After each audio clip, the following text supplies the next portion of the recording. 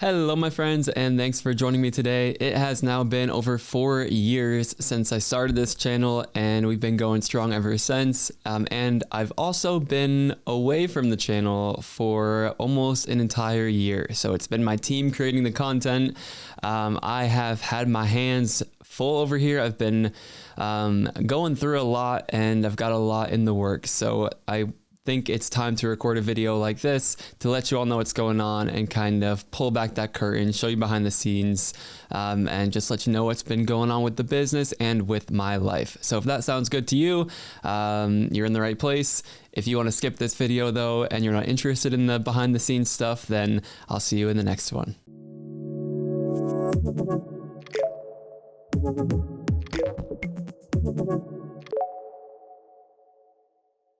Okay, so I think a good place to start this video is with the double jaw surgery that I got on January 25th. So I knew that this jaw surgery was coming. I knew the recovery process was going to take potentially months. There wasn't any like accidents or anything severe. It was just like a bad crossbite I had. So like my lower teeth didn't fit nicely into my upper teeth. And they said that could cause some issues over decades of kind of biting on it the wrong way. So I knew that was coming on January 25th, and I knew that wasn't really going to be compatible with me recording YouTube videos every week and doing live streams every week or giving bootcamp pro feedback. Basically, I knew it was going to be a little rough trying to be on camera when my face was all swollen, when the feeling is still coming back to like my jaw area, so it's still not fully back. It could take years.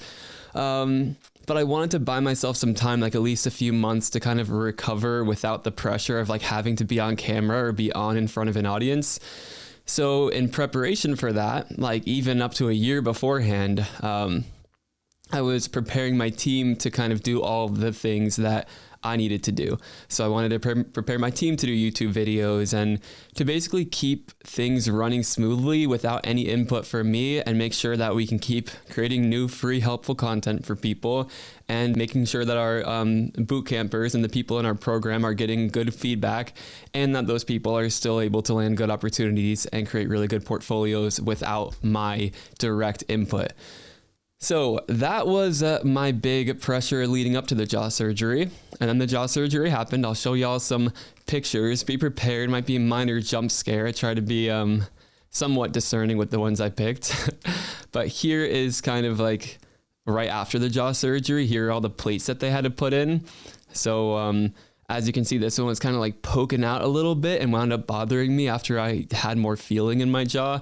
But yeah, they basically had to break my jaw open in a few places and then to screw these plates on to hold it together. Sounds a bit gruesome, but the surgeon I had was really good and did a really good job. This is my face, within a few days after the surgery. So as you can see, it ballooned up quite a bit.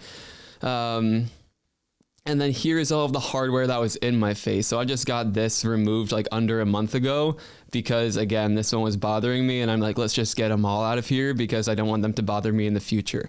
So I have like a new wave of like swelling and numbness and stuff, but it's gone down quite a bit. So yeah, that was the fun jaw surgery. And then after the jaw surgery, I was, I was like on painkillers and stuff. I was coming back around within a couple of weeks, and then the swelling started going down within a couple of months. And my team was still doing a really good job at keeping things running without me. So I'm like, it's been a big process of kind of figuring out where I fit into the business, because I'm like, I wasn't Devlin Peck, the content creator anymore. I wasn't really Devlin Peck, the instructional designer. I wasn't doing the hands-on design work myself. I had this great 15-person team that was doing all of those things. And I had to kind of be like, the person that is helping guide the decisions and make some of the higher level decisions and decide where we reinvesting money into the business to grow the business or to provide a better customer experience. So it was a different role. I felt a bit listless sometimes, and I was like, I need to get in there and start making some cool e-learning projects. But then I would have to catch myself and be like, Devlin, that's not your role right now. You need to focus on recovering and on contributing to the business in like a higher level almost, and like developing your team and making those decisions. So that's where I was at. And then I learned that our bootcamp program, if we want to say, hey, we're helping you become an instructional designer, then in our state, we need to become a licensed career school. So this wasn't really on my radar beforehand, but I've been learning a lot about it this year. And I've been learning that, yeah, if we want to be this career school program, we need to comply with a ton of different laws and statutes and regulations and kind of like compliance requirements. But doing that lets us kind of go down a path towards accreditation where people could potentially be using student loans or Pell Grants to do our program, or like workforce funding. So it's a lot. You'll probably hear me talk more about this. I've been, again, in the weeds with this for months so far this year. We're kind of working on our application to be this licensed career school. Yeah, just looking at all the different requirements, kind of molding our program in line with those requirements and trying to see the longer term vision here. Now, that being said, I was hosting some focus groups last week with people in the audience, kind of asking them, like, which direction do you want to see us take? Do you want to see us go in this direction where we're more of a private, like, career academy, like Peck Academy? And we offer this like 9-month instructional design professional certificate program. And if you're watching this, I would love your perspective on this. Like, I really need all of like the support and feedback I can get around these kind of decisions, because I want to make sure we're kind of going in the direction you want to see us take. So again, at this focus group, I was asking people, are you more interested in this certificate program? It's a bit more formal and structured, and it's competency based, and it's reviewed by like industry experts. But it's a bit more formal and compliance heavy on our end. But again, we can reward this like nice certificate at the end. Would we prefer that?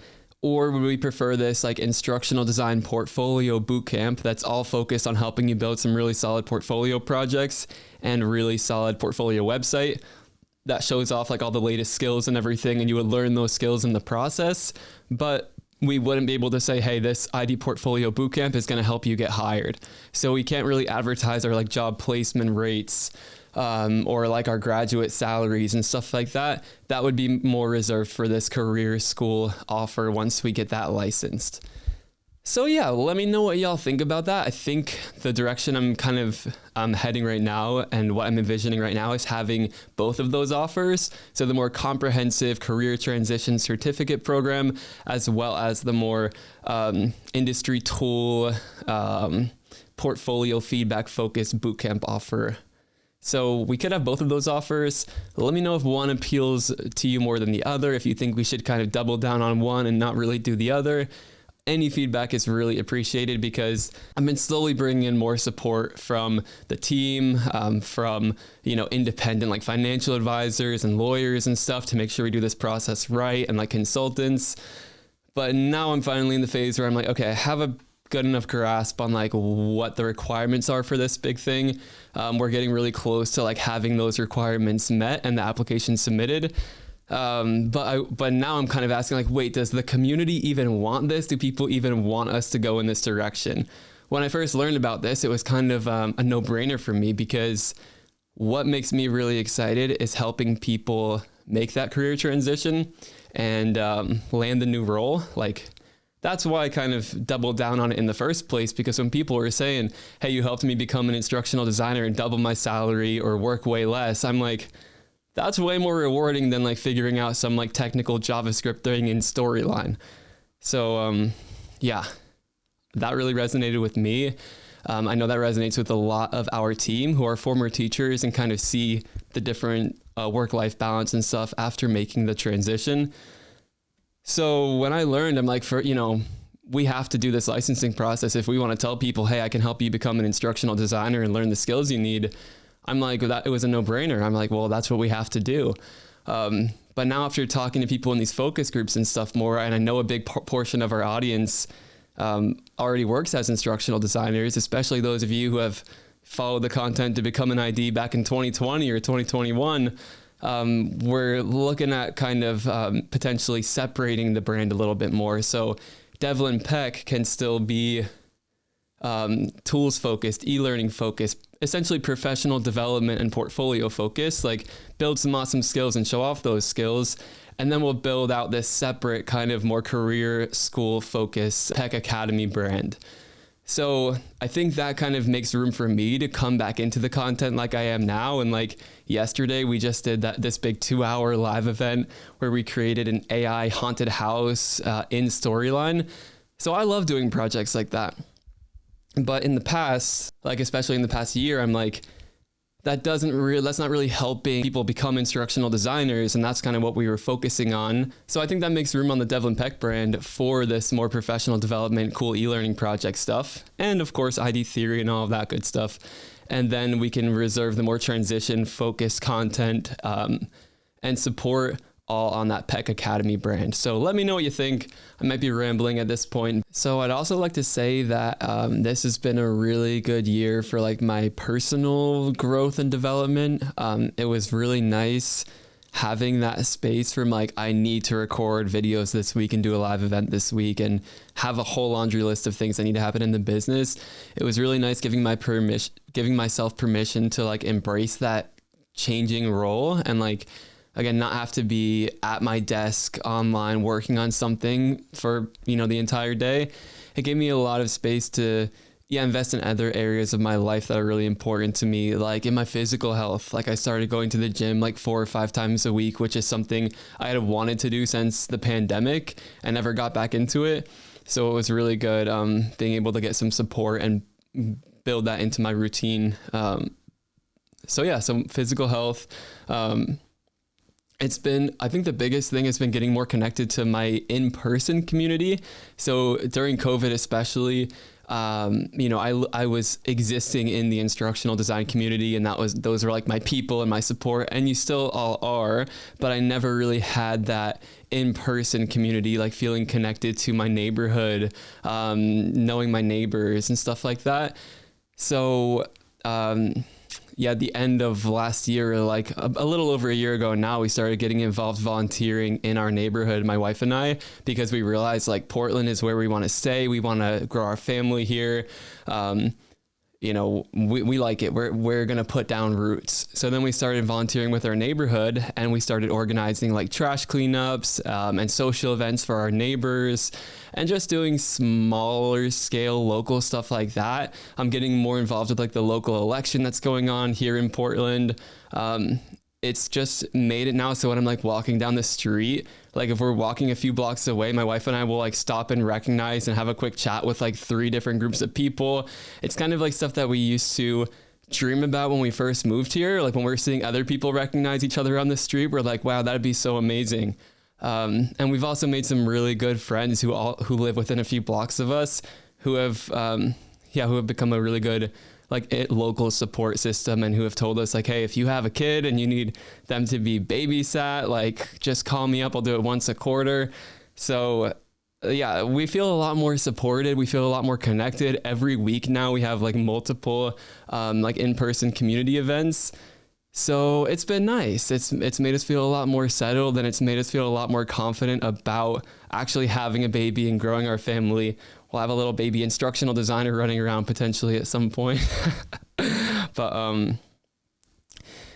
so a lot of personal growth and development that I don't think would have been possible if I didn't get some of that space from the business, which has been my baby for over 5 years now. So I was able to kind of recharge a bit, other than, going through this big licensing process that has taken up like hundreds of hours of my time already, I would say. But it's been pretty nice getting more connected to my neighborhood. Oh yeah, we also adopted a little bunny. I don't have any pictures of him up to show you. Maybe I'll have to bring him to our next live event or something. But he's 7 years old. We got him from the Humane Society. He had some health issues and stuff, but he was just so cute when we went there, and he's like just wanting pets and love. And it's been an adjustment owning an elderly bunny, but we love him because his name is Bob.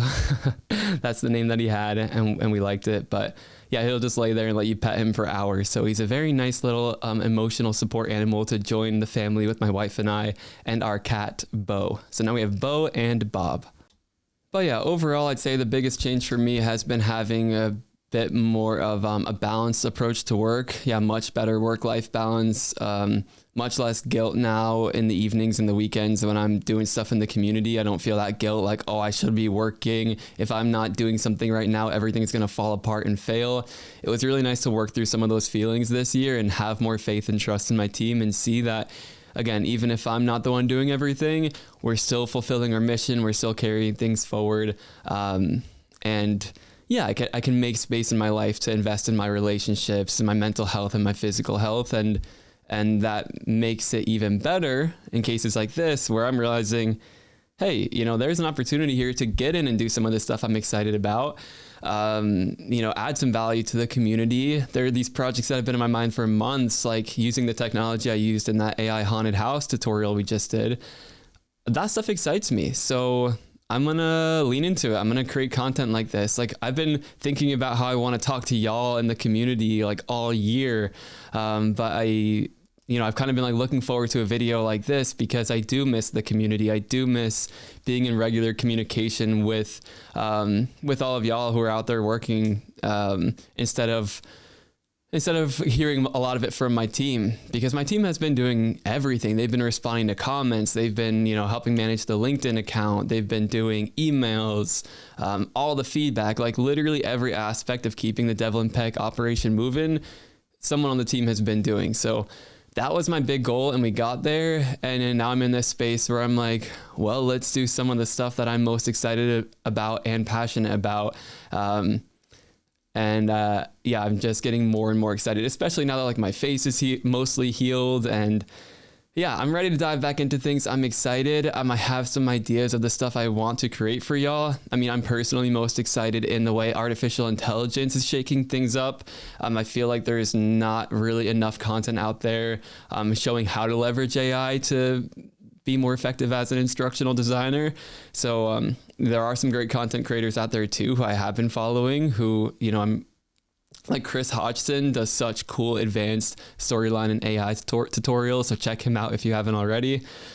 I know Luke Hobson also is a really big AI expert. We're going to be doing like an AI an ID live event coming up. So I'm excited about content like that. I'm also going to show some more behind the scenes content on how in my business we're using AI to develop course content, to make some of our processes more efficient. And I'm excited to just get hands-on with some of these new tools, look at how we can apply it to ID stuff, and then create content for y'all on how to do that. So that to me seems like a huge opportunity for myself and for instructional designers overall. If you want to really kind of invest in your upskilling and professional development, learn how to use AI effectively, because that's going to pay off for you more than probably anything else if you already know the basics. So I think that about wraps up the update video. If there's any of this you want to hear more about, let me know. Maybe I'll just respond in the comments, or maybe I'll record another video. But I'm just glad to be back. I'm trying to build back up some momentum. I'm definitely a bit rusty doing the recording and doing the live event yesterday. I got to feel all over again what it's like to be like overwhelmed by the chat and just get kind of sidetracked. So Nathan on our team did a really good job editing that, I think. So check out the replay if you want. But yeah, please kind of let me know where you want to see me take things, right? Like, I'm taking the Devil and Peck brand overall in the direction of professional development, improve your portfolio, learn the new tools, and create some really cool projects. But let me know how y'all feel about that more career transitioned Peck Academy, and if some of y'all would be interested in that. Just kind of let me know where you're at, right? I'm excited to hear from y'all again. I'm going to be easing more and more back into the different community spaces, again, getting content back out there again. So I'm excited. I hope y'all are excited. I look forward to chatting with you all and learning more about where you're at. And again, I really would love to know where y'all want me to go from here. So keep me posted. I appreciate you making it to the end, and I will see you in the next video.